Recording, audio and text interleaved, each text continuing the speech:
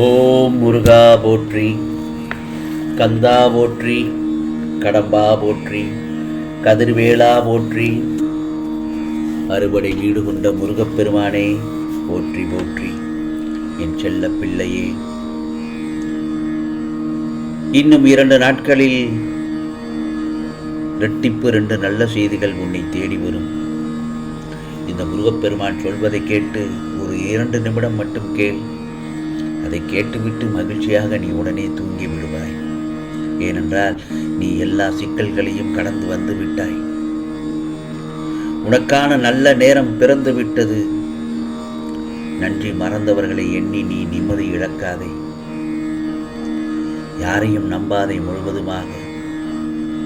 உன் உதவியை மனிதர்கள் மறந்து போகலாம், ஆனால் நான் ஒருபோதும் மறப்பதில்லை. இந்த முருகப்பெருமான் உனக்காக காத்து கொண்டிருக்கிறேன் என் செல்லமே. உனது வாழ்க்கையில் சோதனையை கொடுத்து உன் பொறுமையை சோதிப்பேனே தவிர உன்னை என்றும் வேதனையில் வீழ்த்த மாட்டேன். கடைசி நிமிடத்தில் கூட ஓர் அதிசயம் செய்வேன்.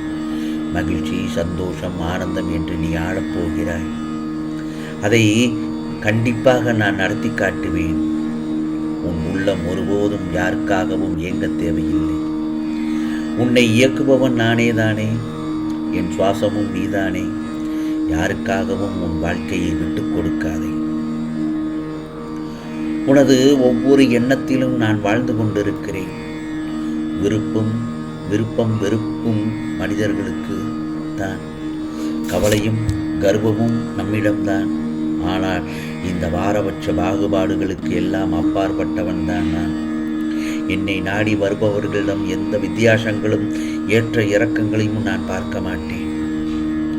முருகா முருகா என்று என் ஆலயத்தில் வந்து என்னை கண்மூடி நிற்பவர்களை, அவர்களுக்கு நான் என்னுடைய பேரருளை வியாபிக்கச் செய்வேன்.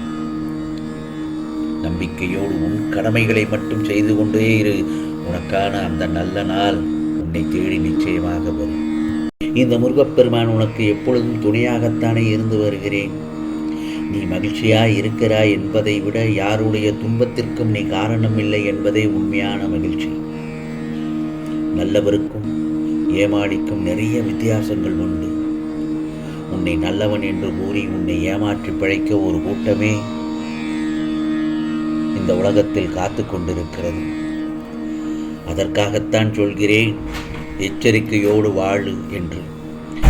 பிறகு ஏமாந்த பின்பு நீ நியாயம் கேட்டால் உன்னை அநியாயமாக பொய் சொல்லும் கெட்டவன் என்ற பட்டத்தை தர தயங்க மாட்டார்கள். பொல்லாத உலகில் நல்லவனாக இருந்தால் மட்டும் போதாது. மனிதர்களை அடையாளம் கண்டு அதற்கேற்றாற்போல் வாழும் இந்த வல்லவனாக இருக்க கற்றுக்கொள். நீ என்னுடைய செல்லப்பிள்ளை, தைரியமாக இரு. எதையும் இழந்து விடவில்லை. நீ பொக்கிஷமாக நானே தருகிறேன். என் பாதுகாப்பில் உள்ளது. உன்னை சேர வேண்டிய நேரத்தில் அனைத்தும் உன்னிடம் வந்து நிச்சயமாக சேர்ந்துவிடும். தலை நிமிர்ந்து நீ எதையும் எதிர்கொள்ளும் நேரம் மிக அருகில் வந்துவிட்டது. நிம்மதியுடனும் சந்தோஷத்துடனும் இரு. தன்னை விட அடுத்தவன் சுகமாக வாழ்கின்றானே என்ற எண்ணம்தான் எல்லா துன்பங்களுக்கும் காரணமாகிறது. மனதை என்னிடம் லயமாக்கிவிடு. என்னையே நோக்கி இருக்குமானால், முருகா முருகா என்று இருக்குமானால் உனக்கு கிடைக்கும் பலன் 100 மடங்காக இருக்கும். வாழ்வில் யாரும் உதவாத பொழுதும் உன்னை உதாசீனப்படுத்தினாலும் அவமானப்படுத்தினாலும் கலங்கக்கூடாது. நிச்சயமாக உன்னை என் கரம் பற்றி மேலே கொண்டு வர உன் முருகப்பெருமான் நான் இருக்கிறேன். உன் மனதில் தேவையில்லாத குழப்பங்களை வளர்த்து கொள்ள வேண்டாம். நான் கொடுக்கப் போகும் சந்தோஷமான வாழ்க்கையை வாழ தயாராக இரு. அது நாளை கூட நிச்சயமாக நடக்கலாம். உனக்கான நேரம் வந்துவிட்டாலும் யாராலும் எதுவும் செய்ய முடியாது. நீ இழந்தவற்றை எல்லாம் என் கையால் பெறப்போகிறாய். நாளைய நாள் நல்ல விடியல் உனக்கு தான் என் செல்லமே. யாருக்கும் சளைத்தவன் நான் இல்லை என்னும் தன்னுடைய நம்பிக்கை தான் தன்னம்பிக்கை. அது என் செல்லப்பிள்ளை உன்னிடம் இருக்க வேண்டும். அதை அமைத்து கொள்ள பழகு. முதலில் தன்னால் முடியும் என்பதுதான் தன்னம்பிக்கை. தன்னால் முடியும் என்பது தலைக்கணம். உனக்கு வெற்றி என்னும் நிழல் வந்து சேரணும் என்றால் தோல்வி என்கிற ஒளியை கலந்துதான் செல்ல வேண்டும். அப்போதுதான் வெற்றி உன்னை சிரிக்க வைக்கும், தோல்வியோ உன்னை சிந்திக்க வைக்கும். அதே சமயத்தில் வெற்றியை தன் தலையில் தூக்கி வைத்து கொண்டு ஆடினால் தோற்று போய் விடுவாய் என் செல்லமே. அதே மாதிரி தோல்வியை தன்னுடைய மனதில் வைத்து கொள்ள வேண்டும். தோற்று போகிறான். ஒன்று மட்டும் நல்லா தெரிஞ்சுக்கோ, வெற்றியை மனதிலும் தோல்வியை தலையிலும் வைப்பவன் மட்டுமே இங்கு வெற்றி அடைகிறான். உனக்காக முன்னொரு முறை சொல்கிறேன் என் செல்லமே, வெற்றியை மனதிலும் தோல்வியை தலையிலும் வைப்பவன் மட்டுமே இங்கு வெற்றி அடைகிறான்.